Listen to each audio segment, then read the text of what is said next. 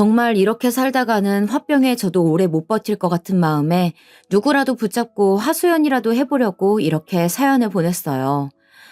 요즘 왜 이리 나이를 들면 들수록 주변에 말도 못하고 혼자 감내해야 하는 일들이 많은 걸까요? 제가 겪은 힘듦보다 저 사실이 더 저를 괴롭게 하는 것 같아요. 저는 인천에 살고 있는 40대 주부예요. 맨날 입버릇처럼 살기 힘들다, 고민이 많다, 이런 사람들 말 듣는 게 싫어서 피해 다니는 편이었는데요.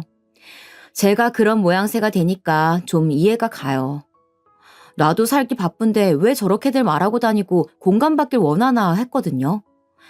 근데 저도 이제 주변 친구나 엄마들한테 그럭저럭 하소연을 하게 되더군요. 다름 아닌 우리 남편과 시댁, 진짜 그놈의 미친 시댁 때문에 못 견디겠거든요. 제가 좀 짧게 줄여서 말을 해보자면 우리 시댁은 그렇게 넉넉지도 않은데 허영만 가득한 집이에요. 그래서 뭐든 명품으로 사야 되고 뭘 부르던 간에 돈을 크게 부르시는 분들이거든요. 그나마 좀 나은 게 있다면 저한테 직접적으로 어머님 아버님이 뭘 요구하시는 건 없다는 거예요. 특히 어머님은 그나마 좀 깨어있으신 분이셨어요. 적어도 고부 갈등 쪽으로는 말이에요. 나는 우리 며느리한테 바라는 거 없어. 이 정도면 잘 얻었지 뭐. 솔직히 우리 성준이 말고 이렇게 나머지 녀석들이 시집 장가들을 안 갈지 몰랐잖아. 그러니 한 녀석만이라도 간 게 어디야. 나이 먹어서 이렇게 자식들 옹기종기 데리고 사는 거 진짜 사람들한테 흉이고 창피하다. 왜 이렇게들 안 가는지 모르겠어. 이렇게 말씀을 해주시는 건 감사하긴 한데 왜 어머님이 멀쩡한 것 같으면 나머지 주변 사람들이 저를 가만히 못 놔둬서들 안달인 걸까요? 시댁은 그다지 넓지도 않은 30평대의 집에 아버님과 어머님, 그리고 아주버님, 시누이 둘 이렇게 5식구가 살고 있었어요. 심지어 막내 시누이는 30이 넘었고 아주버님은 40대 중반이시거든요. 나이가 들 만큼 들어있는 자식들과 계속 살고 계시는 거죠. 시부모님은 6, 70대이시고요. 그 사이에 껴있는 우리 남편은 대체 어디서 그런 몹쓸 효자병에 걸렸는지 모르겠더라고요. 우리 엄마 아빠 고생 진짜 많이 하셨어. 내가 제대로 책임져 드려야지. 그리고 형이랑 동생들도 아무도 결혼을 안 하고 있잖아. 우리 미선이가 제대로 손녀 역할을 해야 돼. 그러면서 어찌나 호들갑을 떨어대던지. 우리 애 태어났을 때부터 돌잔치며 하나하나 아주버님과 시누이들이 얼마나 하나하나 간섭을 해댔는지 몰라요. 그걸 또 남편은 보고 있더라고요. 우리 형이나 동생들은 자식도 없고 조카가 얘 달랑 하나뿐이잖아. 얼마나 귀하겠어. 예뻐서 그러는 건데 당신이 좀 이해를 해봐. 나도 처남네 애 태어났을 때 그렇게 축하해줬잖아. 남편은 제 사촌 남동생 돌잔치에 가서 30만 원 내고 온 것을 그렇게 생색을 내더라고요. 오죽하면 이 사실을 지네 집, 그러니까 시댁 갔을 때에도 거들먹거리면서 자랑하는 거 있죠. 그쪽 처남이 아들 하나밖에 없는 집이라더라. 그래서 그런지 손님도 많지 않았어. 내가 그나마 사촌 매형으로 크게 좀 쌌지. 이 사람 기 좀 살려주겠다고 말이야.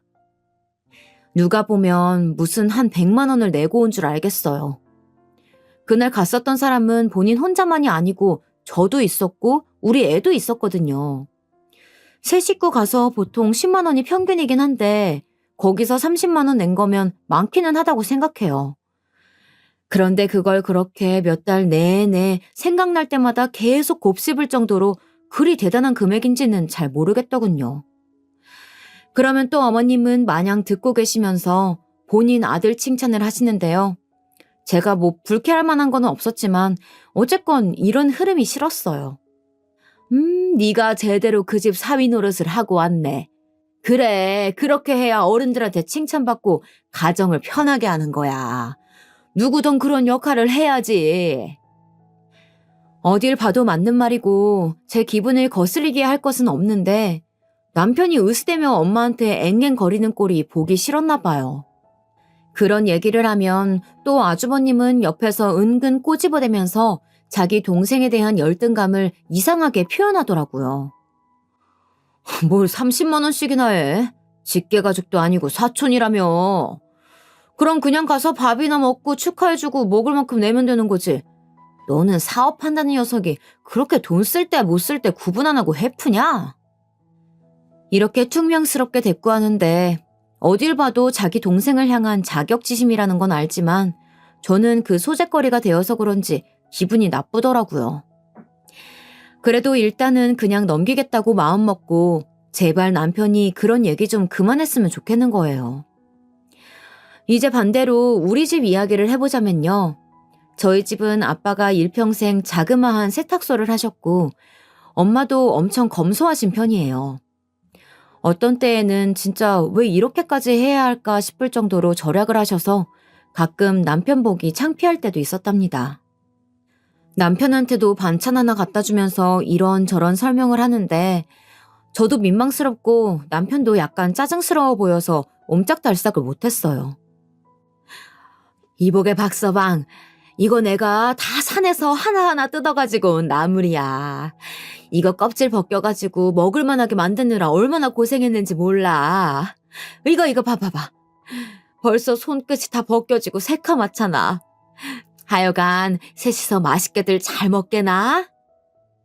엄마가 이렇게 힘들게 나물을 무쳐왔는데 남편은 영 시큰둥한 표정으로 봤더라고요.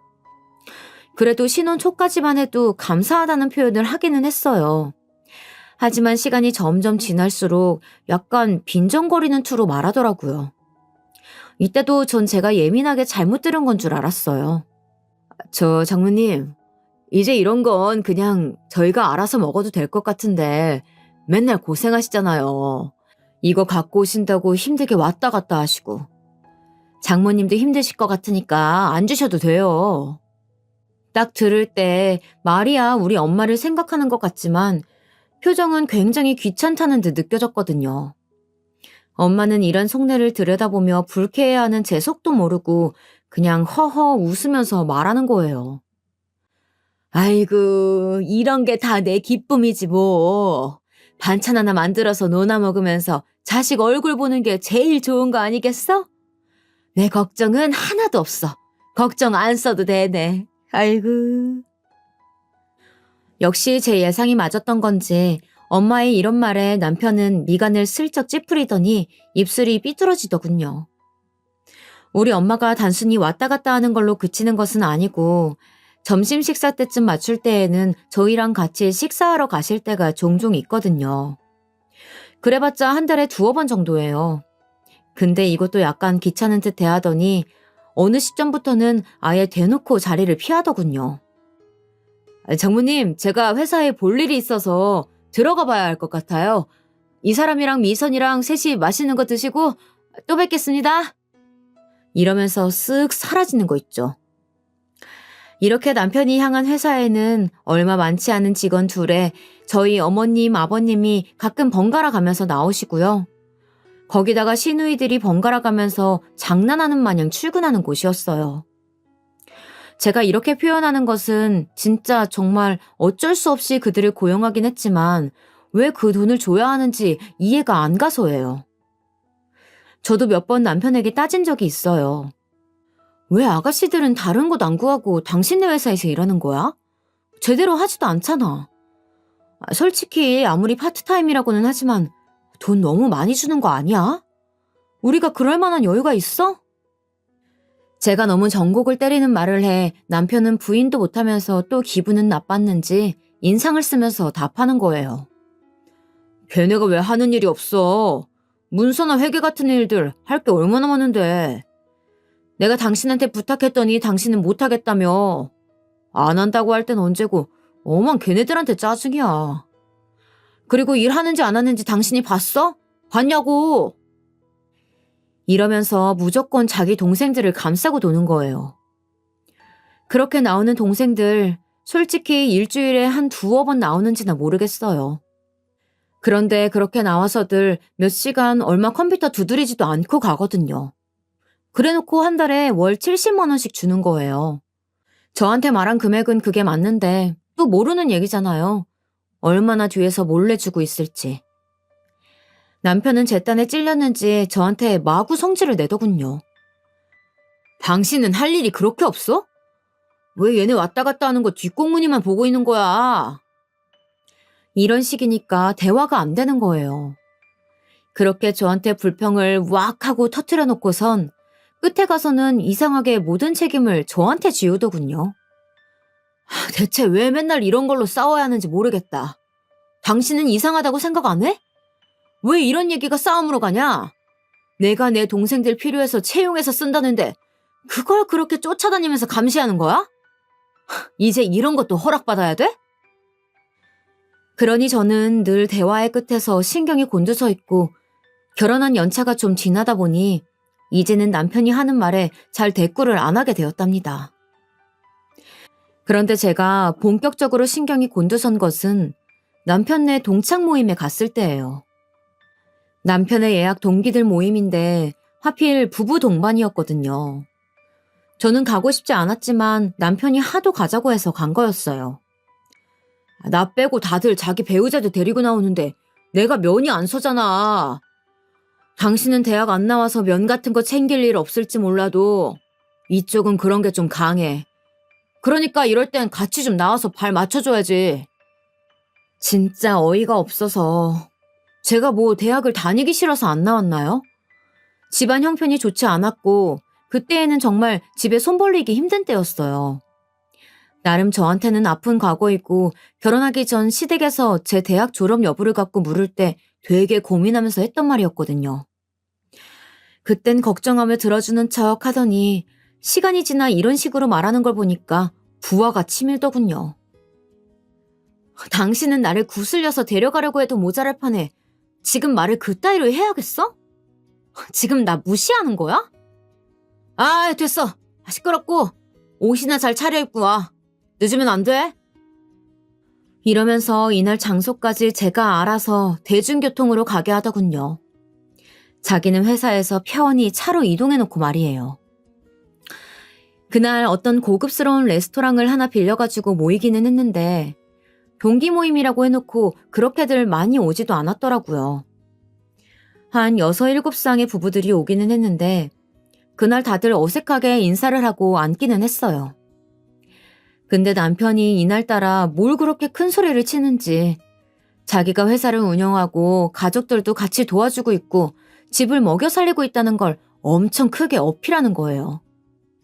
듣기 짜증나서 그냥 물만 마셔대고 있는 저에게 남편은 이때 또 뭘 그리 인정받고 싶었는지 저를 제물로 삼더군요. 와이프도 내 덕 많이 봤지. 나랑 결혼해서 사느라고 호강도 많이 했고 말이야. 하여간 그런데 그만큼 돌아오는 게 없으니 세상에서 제일 손해본 투자가 결혼 같아. 나는 결혼 빼고 다른 건 다 성공한 것 같은데 말이야. 이러면서 어줍잖게 거들먹거리는 소리를 하는데 진짜 미쳤나 싶더라고요. 저도 얼굴이 벌개져서 뭐라고 받아치려는데 남편이 알아서 막는 거 있죠? 아, 그만. 흥분하지 말고. 내가 틀린 소리 한 건 아니잖아. 아무튼 좋은 자리 왔는데 당신도 이거나 먹어. 그만하고. 하지만 저도 약간 구질구질하게 이때 물고 늘어지기 시작한 거예요. 결국 모든 시선과 화제가 저희 쪽으로 몰려들게 되었어요. 내가 당신이랑 결혼해서 무슨 호강을 했는데? 뭘 돌아오는 게 없어. 내가 어떻게 뭘 해줘야 했는데? 이러니까 이제 맞은편 앉은 부부들이 당황해서들 말리기 시작하고 남편은 슬슬 인상을 구기더군요. 아이씨, 이 여자가 왜 이래? 왜 남의 모임을 따라와서는 분위기를 망쳐? 조용히 하고 마시기나 하라니까 진짜. 이러고 있는데 진짜 너무 서럽게도 맞은편 여자가 갑자기 이걸 중지하면서 한마디 하는 거예요. 정말 차라리 가족보다 남이 낫단 생각이 들었어요. 얘 성준아, 와이프 데려와서 그렇게 말하는 게 어딨어.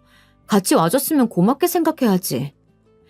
저기 그만하시고 이것 좀 드셔보세요. 애기는 몇 살이에요? 어디 맡기고 오셨나 봐요. 이렇게 급하게 화제를 바꿔주니까 저도 좀 숨통이 트였어요. 그런데 이 순간 남편이 정말 미친 짓을 해버린 거죠. 그 여자분 상대 배우자분도 얼굴을 찌푸리고 자리에서 일어서 버릴 정도였어요. 수영이, 너는 어쩜 그렇게 말하는 게 여전히 이쁘냐? 내가 그때 너랑 연애를 했어야 했지. 하여간 눈이 잘못돼가지고 술이 웬수지. 이러면서 저는 알아들을 수도 없는 도통 지 혼자만 아는 얘기를 떠벌리고 얼굴은 벌개져 있는 거예요. 이러니 옆자리에 있던 그 여자분 남편분도 화가 나서 목소리를 높이게 되었고 분위기는 전체적으로 엉망진창이 되어버렸어요. 그 말씀이 좀 듣기 거북하네요. 옆에 계신 아내분한테도 실례 아닙니까? 이러니 다들 서로 눈치 보다가 어쩔 수 없이 일어나는 분위기가 되었고 남편은 돌아오는 차에서도 대리기사님이 계시건 말건 저한테 내내 짜증을 냈어요. 저는 술 취한 인간 상대로 뭘 싸울까 싶어 창밖만 내다보고 있었고요. 내 팔자가 어쩌다가 이렇게 된 건지 눈물이 줄줄 흐르더군요. 결혼을 후회한다느니 다른 여자를 만날 걸 그랬다느니 그따위 말들을 제 면전에 대고 아무렇지 않게 하는 인간이었어요. 제가 왜 이런 인간이랑 여지껏 같이 살아온 걸까? 과연 애 때문인 걸까? 애가 전부인 걸까? 별 생각이 다 들었어요. 처음에 결혼할 때에는 우리 집은 여유가 없어서 혼수도 많이 못 해왔는데 그때 남편은 사랑만 있으면 괜찮다고 했던 사람이에요. 그러더니 갈수록 우리 집이 기운다는 걸 자꾸 티내더군요. 제가 뭘 해도 짜증만 내고 그러면서 온갖 생색은 다 냈어요. 그게 몇 년씩 깊어지다 보니 저도 한계가 오더라고요. 게다가 어느 순간부터는 우리 엄마한테도 빈정거리는 투가 느껴져서 저는 한동안 엄마를 오시지 못하게 했어요. 그냥 오지마 엄마. 나 요즘 박서방이랑 사이 안 좋아. 엄마 오면 내가 저 인간 눈치 봐야 돼. 분위기 좀 편안해질 때까지 당분간은 내가 갈 테니까 엄마는 안 오는 게 좋겠어. 이 말에 서운해하는 엄마를 보면서 진짜 내가 뭔 부귀영화를 누리겠다고 이러고 사는지 모르겠더군요. 사람은 상대적이라는데 왜 부부 중 한쪽인 저만 이렇게 수그리고 다 맞추고 노력해야 하는지 모르겠어요. 저 정말 열심히 살았거든요. 시댁 식구들 툭 하면 전화와서 심부름 시켜대고 우리 집에서 모이자고 하면 잘 모이기만 했어요. 그런데도 남편은 그런 부분에서 고마운 걸 전혀 모르고 당연한 줄만 알더라고요. 뭐라고? 이번에 장모님이랑 여행을 가? 누구랑? 당신이랑 미선이랑 같이? 셋이서 다녀오려고. 왜 그래? 남편은 이때도 못마땅한 표정이더니 고개를 확 돌리고 절 보지도 않고 묻더군요. 어디로 갈 건데? 시간이 돼? 미선이 학교는 어떻게 빼려고? 체험학습 냈어. 엄마랑 셋이서 기차 타고 하루 자고 올 거야. 엄마 다음 달에 검진 받는데 그 전에 시간이 없을 것 같다고 하길래. 그랬더니 남편은 자꾸 말 한마디 한마디 툭툭 던지는 거예요. 놀러 가겠다고 왜 학교를 빠져? 그리고 돈은? 돈 없다고 내 동생들 월급 질 때 그렇게 눈치 주더니 당신은 돈이 어디서 그렇게 몰래 많이 있었어? 이러니 싸울 수밖에 없는 거예요. 기분 좋게 친정엄마 모시고 기차 타고 대전에 다녀올 생각이었고 본인 보고 애를 맡긴 것도 아닌데 자꾸 얘기가 이렇게 진행되더군요. 결국 저는 이대로는 평생 말려들어 살겠다는 생각이 들어 제 딴에 그냥 강행해서 엄마랑 다녀왔고요. 그러지 말라고 제가 야단을 했는데도 끝끝내 엄마는 거기서 특산품 같은 걸 사다가 시댁에 보내셨지 뭐예요. 너랑 네 서방 사이가 안 좋아도 그런 걸 어른들이 일일이 알게 하면 안 되는 거야. 나는 알았으니 어쩔 수 없지만 적어도 시댁은 평안하게 해드려야지. 이거나 갖다 드려. 아까 시식해보니까 맛있더라. 결국 엄마가 그렇게 분위기 수습을 하겠다고 이렇게 챙기는 모양새를 보고 있으니 전 더 마음이 아팠어요. 왜 돌아오지도 않는 반응을 알면서 우리 쪽만 신경을 써야 하는 걸까요? 정작 시댁에선 저보고 뭐 없이 왔니 어쨌니 그런 말하는 게 없어요. 시댁 아주버님이나 시누이들도 대놓고 저에게 뭐라고 한 건 없었고요. 그런데 남편이 저렇게 늘 앞서서 일을 만드는 거예요. 게다가 이때 생활비 갖고 말 나왔을 때는 진심으로 진지하게 이혼을 생각하게 되었어요. 창피함을 무릅쓰고 다른 엄마들한테도 물었는데 하나같이 미쳤냐는 반응이더라고요.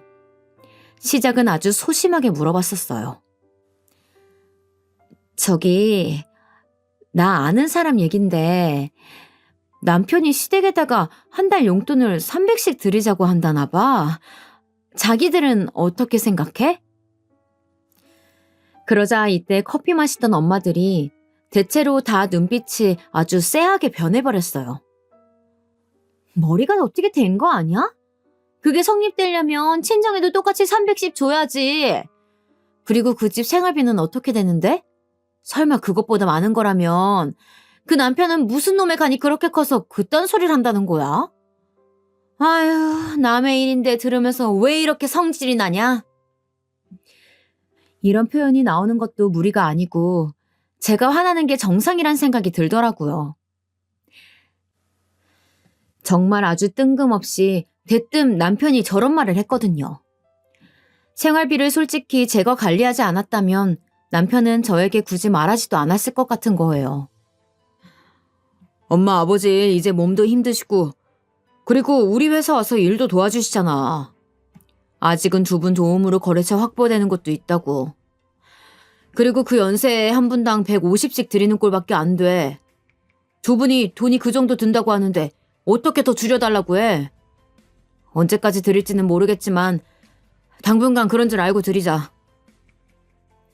전 숨도 쉬지 않고 곧장 따졌어요. 그 돈이 당신만 버는 돈이야? 내가 미선이 키우고 당신 신경 하나도 안 쓰게 해줘서 다른 곳으로 돈이 안 나가는 것이라고는 생각도 안 하니? 당신 부모님만 부모님이야? 그런 우리 집은 왜 생활비가 한 푼도 필요 없는 건데? 이때 막 몰아치는 제 모습에 놀랐는지 남편도 침을 꿀꺽 삼키는 듯 했지만 그렇다고 해서 크게 행동이 달라지지는 않더라고요. 왜 이렇게 흥분해? 내가 뭐 아무것도 안 하는 두 분께 그냥 생으로 드리자고 했어? 엄마랑 아버지가 우리 회사 와서 나 도와주기도 하잖아. 그래서 버는 거고. 두 분이 지금 둘만 사는 게 아니라 우리 형이랑 동생들이랑 같이 살고 있잖아. 5식구가 사는 거니까 돈이 많이 들 수도 있는 거지. 다른 직장인들 봐라. 누가 요즘 월급을 150 받아?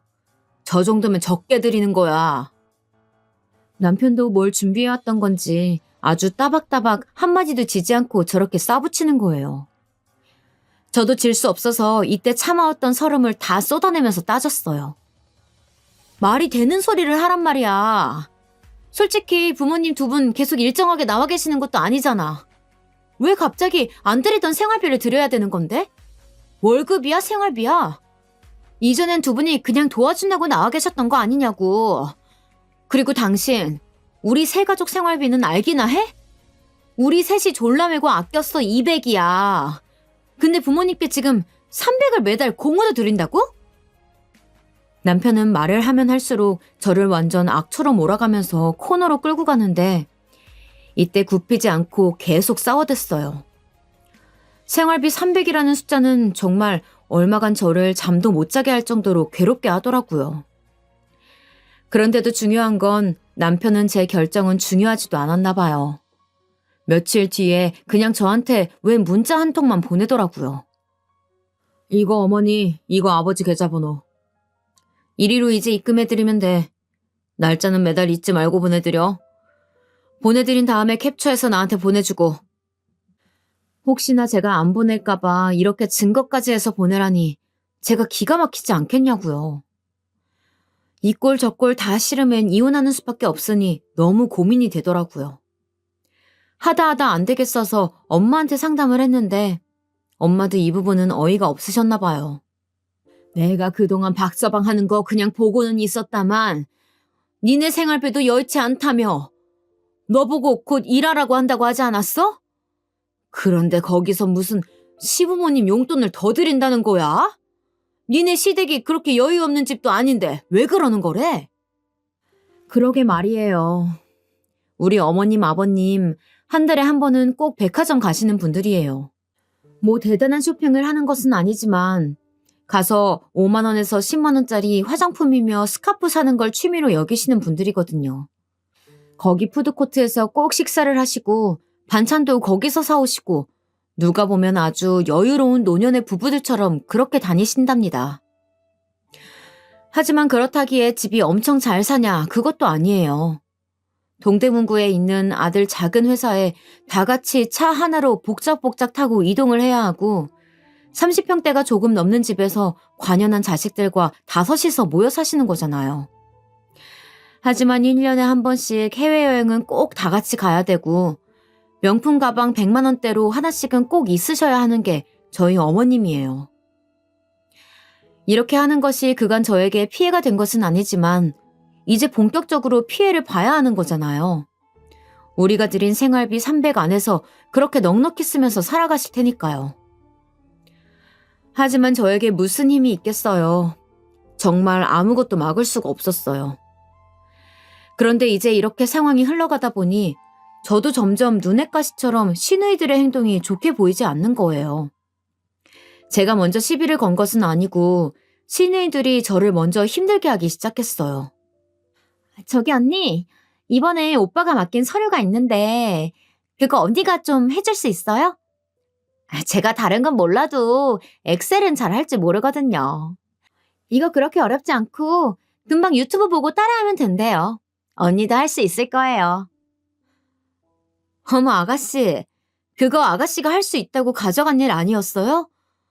저도 문서 쪽은 잘 모르죠. 그러면 오빠랑 다시 얘기를 해보시던지 그 부분은 새로 직원을 뽑던지 하세요. 원래 저 이렇게까지 톡 쏘붙이는 스타일은 아닌데 시누이가 공으로 돈 받아가면서 저한테 일 맡기는 모양새가 너무 얄밉더라고요. 그러니 저도 참을 수가 없어서 그대로 쏘아붙였어요. 그런데 신우도 갈수록 지 오빠 등골 의지하는 게 습관이 된 건지 너무 자연스럽게 저한테 떠넘기는 거예요. 아니, 직원 쓸 거면 뭐하러 언니한테 말을 했겠어요. 언니도 알다시피 우리 오빠는 남 잘 못 믿는 타입이잖아요. 그러니까 우리랑 엄마 아빠한테 일 맡기는 거고요. 그래도 언니가 가족이니까 좀 같이 해주세요. 이거 그렇게 어려운 일 아닌데? 언니도 사무직 꽤 오래 하다 온 거 아니에요? 끝끝내 양보 없이 저한테 조금씩 계속해서 일을 맡기는 거예요. 이거 하나씩 떠맡다 보면 자연스레 제 일이 될 것 같아서 저도 참지 않고 아가씨한테 제안을 하나 했어요. 그러고도 맡기면 내가 해준다 이런 식으로 말이에요. 그럼 아가씨, 저한테 맡기고 일 처리할 때마다 건당 얼마씩 주실 거예요? 가격을 좀 정하고 얘기를 해야 될 것 같은데요. 그러자 신우는 별꼴 다 본다는 말투로 아주 기겁을 하더라고요. 언니, 지금 뭐라고 했어요? 뭐 돈이요? 와, 진짜 어이가 없네. 언니 지금 저한테 돈 달라고 하신 거예요? 고작 이거 서류 몇 장 봐주는 거 갖고 이러는 거냐고요. 저도 이제 제 권리는 주장해야 하길래 달라고 했고 그게 뭐가 그렇게 나빴던 건지 모르겠더군요. 아가씨도 건당 얼마씩 해서 오빠한테 월급 받아가지 않아요? 오빠한테 받는 돈 중 저한테 일 맡기는 만큼 나눠주면 되잖아요. 저도 유튜브로 공부하고 하려면 시간이 필요해요. 저도 기술을 쌓을 시간도 필요하고 미선이 챙기고 집안일 하면서 따로 일하려면 당연히 보수가 필요하죠. 공짜가 어딨어요, 아가씨. 오빠도 아가씨한테 하나씩 다 쳐줘가면서 일 시키잖아요. 신우는 믿을 수 없다는 투로 멍하니 있었고 저는 거기에 한마디 더 하고 전화를 끊어버렸어요. 오빠랑 얘기 더 해보시고 잘 안 되면 아가씨가 한번 주변에 직원 찾아보세요. 요즘 어린 친구들 엑셀 다룰 수 있는 친구들 많잖아요. 아마 급여 잘 따져보고 시급 얘기하면 적당히 잘 찾을걸요? 그럼 전 이만 미선이 데리러 가야 해서 끊을게요. 이렇게 끊어버리고 솔직히 진담 반 농담 반으로 한 거라 아주 반응이 기대되더군요. 하지만 이후로 신우한테 전화 한 통 없었고 남편도 분명 얘기를 들었을 텐데 저한테 말을 안 하는 거예요. 그냥 말 안 나오면 말자는 식으로 넘기려고 했는데 아니나 다를까 분명히 이 인간 지 동생한테 이 얘기를 듣긴 했나 봐요. 전혀 다른 주제로 저한테 짜증을 내고 시비를 걸어대는 거예요. 밥이 이게 뭐야? 국은 어제 먹었던 거 아니야? 반찬 이게 다야? 아 진짜 밖에서 일하고 온 사람한테 이것밖에 못 주냐? 나 진짜 기분 나빠서 못 먹겠다. 나 엄마 집에 갔다 온다. 차려준 밥 몇 술 뜯어 말고 저렇게 화를 내더니 기어코 일어나서는 결국 시댁에 간다는 거예요. 아예 대놓고 엄마한테 가서 꽁냥꽁냥 일러 바치겠다는 거죠. 하지만 남편은 제가 뭘 잘못했다고 이 한마디에 그렇게 발등에 불이라도 떨어진 양 활짝 뛰면서 화를 낸 걸까요? 그래, 알았어. 다녀와 그럼.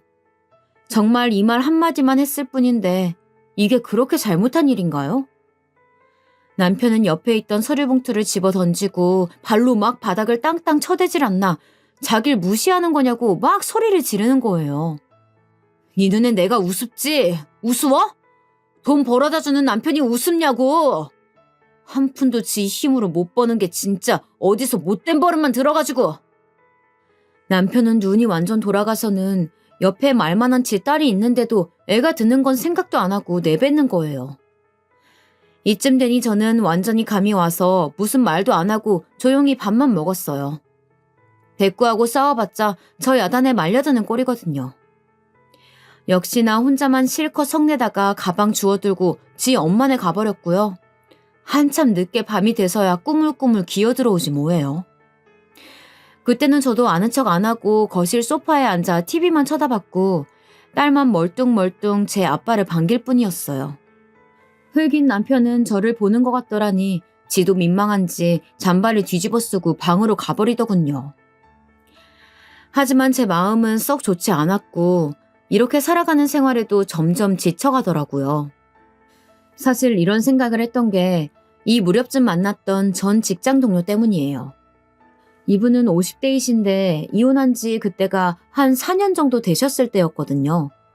근데 생각보다 무척 잘 살고 계시는 거예요. 나는 아들이 하나인데 애 군대 가자마자 바로 이혼했어. 아들이랑도 이미 얘기가 잘 됐고 나쁘지 않더라고. 남편은 물론 싫다고 엄청 끈질기게 매달리긴 했지만 말년이 될수록 아쉬운 건 남자들이야. 여자들이 남편 없어서 아쉬울 게 뭐가 있어? 돈은 여자도 벌고 먹고 살 수 있어. 남자들은 밥에 빨래에 별 뒤치다거리 다 해주고 떵떵거리기도 해야 되는데 그걸 이제 여자가 안 한다고 하니까 환장하는 거고. 그렇게 이혼을 하시더니 곧장 집을 얻어서 새로 둥지를 꾸미셨다고 하더군요. 정말 너무 좋아. 매번 삼시세끼 남편 밥 해줄 걱정 안 해도 되고 나랑 전혀 달라서 이골이 났던 그 생활 패턴에 대해서 짜증낼 일도 없어. 시댁 식구들도 아주 작살나게 나를 괴롭게 했는데 그들 얼굴 마주할 일도 없고 말이야. 그쯤 되니 저도 슬슬 단점도 들어보고 싶은 거예요. 없을 리는 없을 것 같아서요. 근데 이상하게 말이야. 딱히 걸리는 단점은 없어. 뭐 혼자 있다가 뭐 아프다거나 사고가 나면 곤란하긴 하지. 근데 그건 뭐 같이 산다고 그런 일이 없나? 부부로 살고 있어도 이 사람은 딱히 도움이 안 돼. 자기 필요할 때만 나를 부려먹으려고 하고 내가 도움이 필요할 때 도움이 돼준 적은 한 번도 없어. 진지하게 나는 이 사람 인생의 퍼즐 부속품 같다는 생각만 들더라고. 정말 소름이 끼치도록 제가 느끼고 있는 것과 비슷했어요. 남편은 어떻게든 권위를 갖고 제 위에만 서려고 했고 모든 걸 본인에게 맞추기만 바랬거든요. 그나마 딸은 지 핏줄이라고 잘해주긴 했지만 우리 딸도 남편을 썩 좋아하지는 않았어요. 그럼 나는 누구랑 살지? 엄마랑 사는 게 더 나으려나? 우스갯소리로 제가 말을 했을 때 딸은 누구랑 살아야 할지 고민만 하지 딱히 반대를 하는 것 같진 않았어요. 하지만 살이 분별 안 되는 아이의 생각만 듣고 쉽게 결정할 문제는 아니니까요. 그리고 저는 이윽고 엄마에게 이 사실을 알리게 되었고 여느 친정엄마들 못지않게 엄마도 똑같이 반대를 했어요. 세상이 아무리 바뀌었다고 해도 이혼에 대한 시선은 안 좋은 거야. 무슨 허울 좋은 소리만 하고 있어. 일단 여자는 나이가 들면 들수록 옆에 남자가 있기는 해야 돼. 안 그러면 이 험한 세상 어떻게 살아? 집에 남자가 있고 없고 차이가 크다고. 이제 엄마와도 대화가 안 통한다고 생각해서 그만하려는데 의외의 얘기를 엄마가 하시더라고요. 여기서는 조금 솔깃했어요. 남자가 뭐 대단하고 좋아가지고 모시고 살라는 얘기가 절대 아니야. 그냥 네 보험처럼 데리고 있으라는 얘기야. 안 그러면 그동안 밥해 먹이고 시중 다 들어가며 같이 살던 게 아깝잖아. 여자가 혼자 늙어가는 거랑 영감탱이가 있는 거랑 이 무섭고 험한 사건 사고가 판치는 곳에서 얼마나 차이가 큰데. 그냥 쓸모가 있어서 부린다고 생각을 바꿔봐. 엄마도 네 아빠랑 그렇게 살았어. 그러고 보니 엄마는 밥솥 고칠 때라든지 밤길에 어디를 나간다든지 뭐 어디 갈 때 운전을 시킨다든지 이런 상황에 부지런히 아빠를 끌고 다녔어요. 우리 아빠도 썩 가정적인 사람은 아니지만 엄마가 그런 거 시키고 칭찬해주면 보통 기분 나쁘지 않게 해주시는 편이거든요. 나라고 뭐 네 아빠 사랑하고 좋아서 뭐 그래서 산 거 아니야. 너도 알 거 아니야.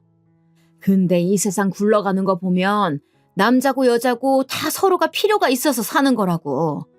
이런 거 싫고 저런 거 싫고 다 따져가면서 못 살아.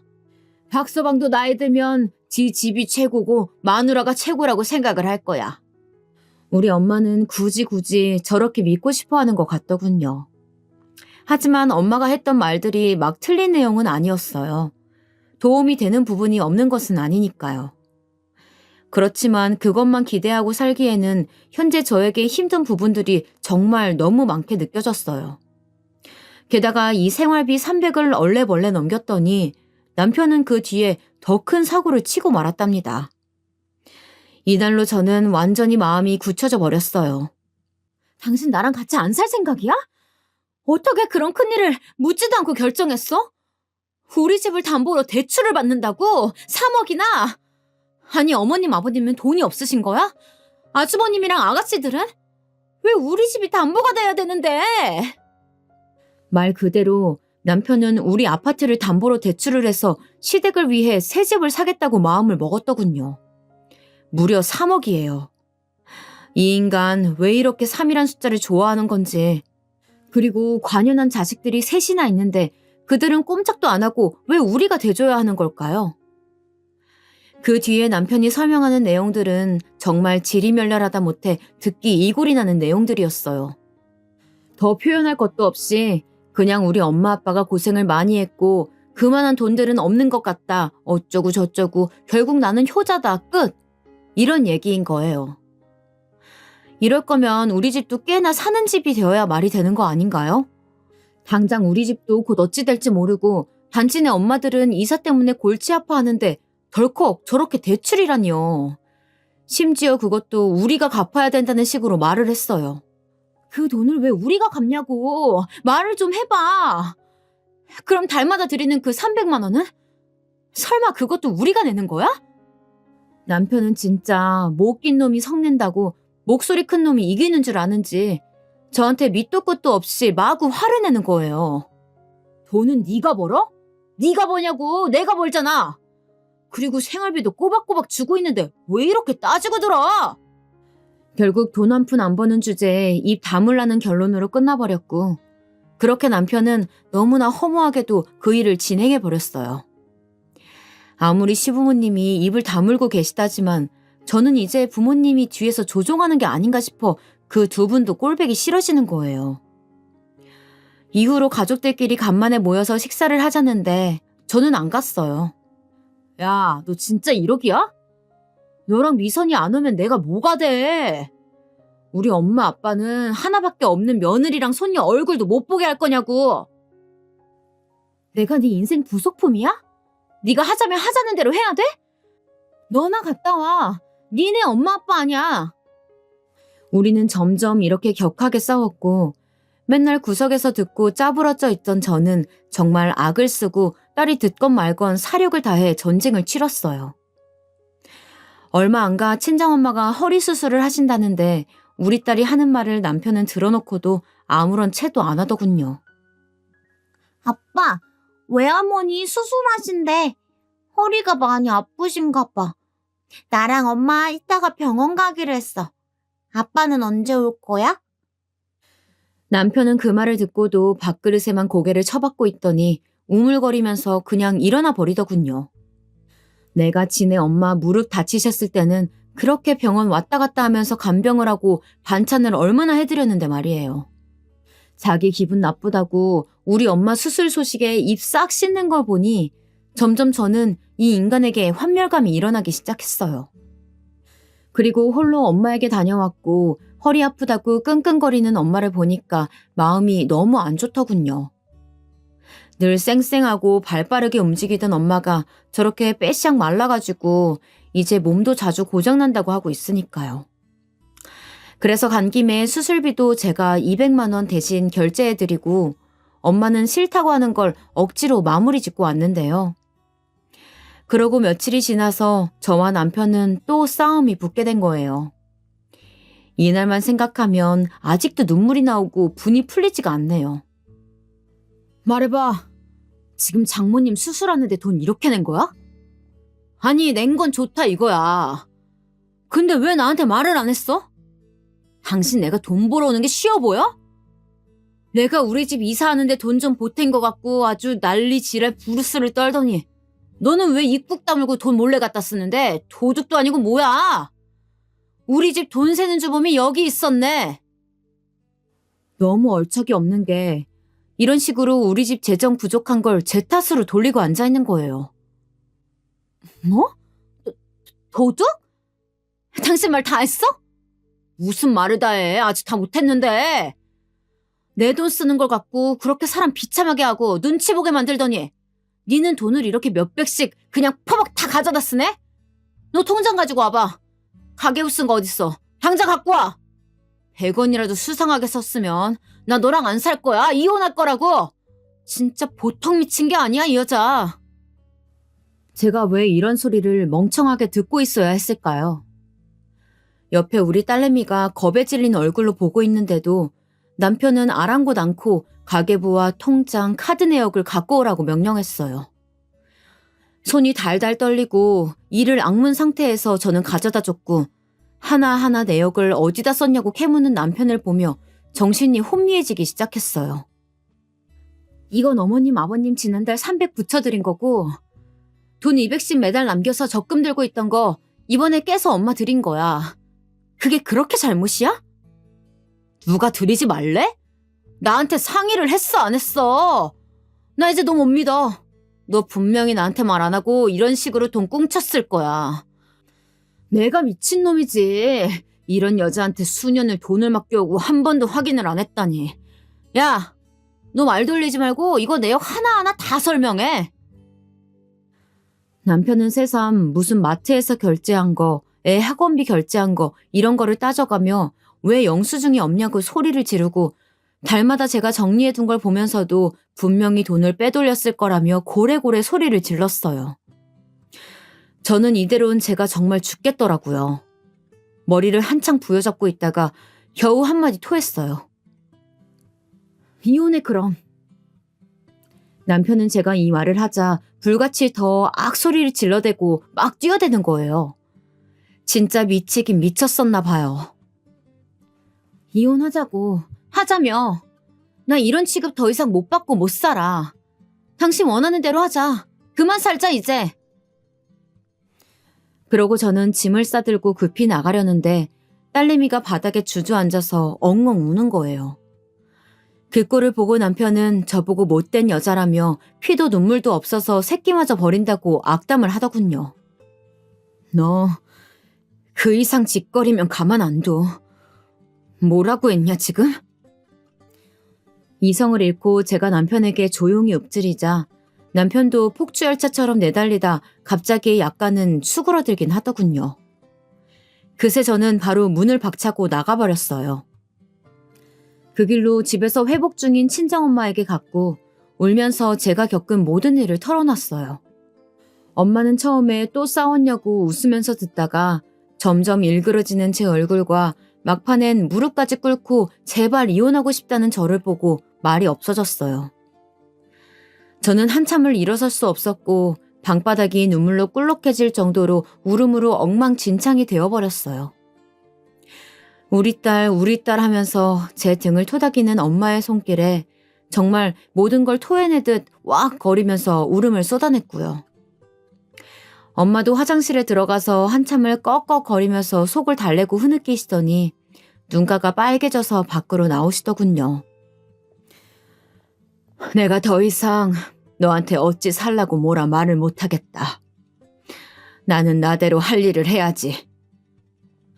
엄마는 그러시더니 바로 전화를 거시는데 아무래도 제 남편인 것 같더군요. 자네, 우리 영미 어디 있는지 알지? 여기 와 있네. 자네도 지금 미선이 데리고 이리 오게. 자세한 얘기는 여기 와서 해. 전화 끝내. 훌쩍이며 엄마한테 왜 그러냐고, 왜 불렀냐고 묻는데도 엄마는 불이 꺼진 주방 식탁 의자에 앉아 아픈 허리를 부여잡고 그냥 가만히 계시더군요. 아마 엄마도 결국은 이혼하라는 소리를 하겠지 싶어 많은 감상이 머리를 스쳐 지나갔어요. 처음 결혼할 때, 이 집을 떠날 때 엄마 손 잡고 많이 울었었는데, 그리고 아기 낳고 이 집에 와서 엄마가 많이 봐줬었는데 그 끝이 이렇게 끝나게 되다니 현실이 너무 못 견디게 차갑더군요. 얼마 안 돼요. 남편과 제 딸은 우리 친정에 왔고 딸은 절 보자마자 울면서 와락 안겼어요. 남편은 신경이 바짝 곤두선 얼굴로 몹시 불편하다는 걸 온몸으로 티내면서 현관에 들어서더군요. 거 소파에 앉아보게. 내가 자네한테 할 말이 있어. 둘 사이에 무슨 일이 있었는지는 대강 들었어. 굳이 자네한테 따로 듣지 않아도 되네. 엄마는 웬만하면 제 남편에게 다 맞춰주고 살갑게 말하시는 편이었지만 이날은 용건만 뚝뚝 잘라 말하시더군요. 내가 하는 말 끊지 말고 그냥 듣게. 내가 그간 얘기는 다 들었어. 세상에 어느 집 자식이고 안 귀한 자식이 없는 건데 부모도 마찬가지 아닌가? 자네는 자네 부모만 중한가? 남편은 뭔가 빠직하고 화가 난 듯하면서도 말 끊지 말라는 엄마의 말에 이러지도 저러지도 못하고 얼굴만 시뻘겋게 붉히더군요. 이혼하자고 왔다면서? 그럼 이혼해. 내가 웬만하면 자네가 외도를 한 것도 아니고 때린 것도 아니고 그냥 살게 하려고 그랬네. 근데 돈을 갖고 그렇게 따지고 들었다며? 우리 영미가 그동안 10년 넘게 자네 딸 키우면서 살림한 게 뭐 사기라도 쳤단 말인가? 엄마는 엄마만의 언어로 그렇게 사위를 야단치고 있었고 저는 그 뒤에서 딸을 안방으로 들여보낸 뒤 그냥 물끄러미 이 상황을 보고 있었어요. 돈 갖고 사람 멸시하는 것들은 돈으로 당해봐야 돼. 자네 그 회사 뭐 얼마나 대단해서 우리 영미를 그렇게 깔아뭉개나. 우리가 영미 시집 보내면서 해준 거 별로 없다고 그렇게 내내 삐쳐있더니 그게 이렇게 10년 넘게 갈 줄 몰랐어. 평생 갈 줄 알았으면 결혼 안 시켰지. 엄마는 그렇게 혼잣말을 하더니 얼마나 속이 상했으면 이후에 결국 그간 숨겨둔 얘기마저 남편에게 오픈해버리셨어요. 솔직히 제가 볼 땐 좀 유치한 대처 같긴 했는데 정말 다시는 안 볼 생각으로 그렇게 엄마 딴에 쏟아부은 것 같았어요. 자네, 우리 무시했지? 자네 말이야. 저기 양평동에 있는 내가 나가서 일하는 그 식당 알지 않나? 그거 내가 영미 이모네 그냥 일해주는 거 아니야. 우리가 그 가게 인수해서 내가 가서 들여다보고 있는 거라고. 없이 시작해서 정말 개미처럼 모아서 그 건물 하나 작게 사가지고 그 식당 1층에 들인 거야. 나쁘지 않게 돈 벌고 있어. 자네도 몇 번 와서 보지 않았나? 내가 굳이 말할 필요가 없어서 말 안 했다만 자네 회사 해마다 뭐 얼마나 그렇게 많이 버나?